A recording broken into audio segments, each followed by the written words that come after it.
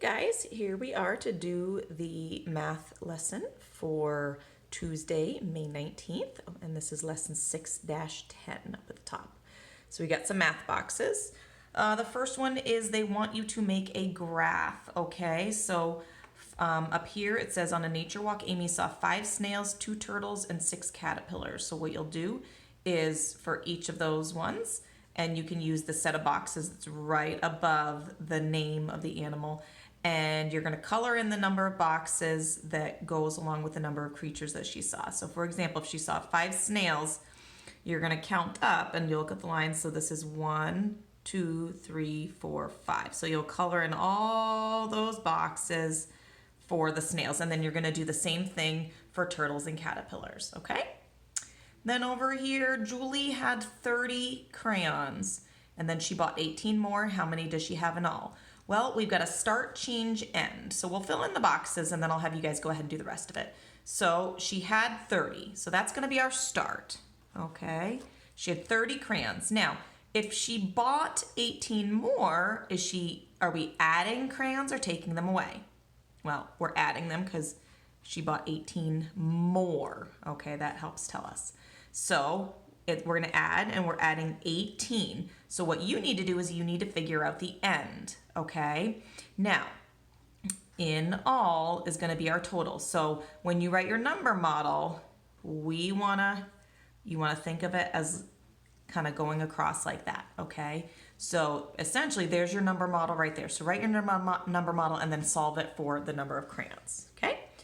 For this one, which number has a 4 in the ones place, an 8 in the tens place, and a 7 in the hundreds place, okay? Make sure you pay attention to which place they're in. They're not giving them to you in order, okay? Write the number that is 100 more. 100 more. So think about that. If we want 100 more, you're going to look at your hundreds place, okay? So I had 4 hundreds here. Well, if I need 100 more, I need 1 more 100. I had 4, so I'm going to need 5 hundreds now, and then my tens and my ones stays the same if I'm just adding 100, okay? So go ahead and do the rest of those. Devin has some stickers. His friend gives him 20 more. Now he has 33 stickers. How many did he have to start? So we got a missing number here. So do we know how many stickers he's starting with? We don't. So there's our question mark right there, okay? Now we know that his friend gives him 20 more. So if his friend is giving them to him, we're going to be adding those 20 to whatever he started with, which we don't know. And we know now that he has 33, okay? Now, let me give you a trick for this one. Remember, if you have the answer and there's a missing number, you can always do the opposite of what it's telling you to, okay? So we can start with your answer. It's kind of like working backwards. We had that on some of our morning work where we had those at the top. We can work backwards. So we're going to start with the 33 that he had at the end, and then instead of adding 20, we're going to take away the 20 that his friend gave him. And then that will tell us how many he started with, okay? So it's like working backwards. So that's another way to think of it, okay? So you can use this to help you with answering your question there, okay? Then the last one, the oak tree is 38 feet tall. The maple tree is 20 feet tall. How much shorter is the maple tree, okay? There's our clue right there. What is that telling us to do? Well, if it's how much shorter, I know that that is telling me to subtract.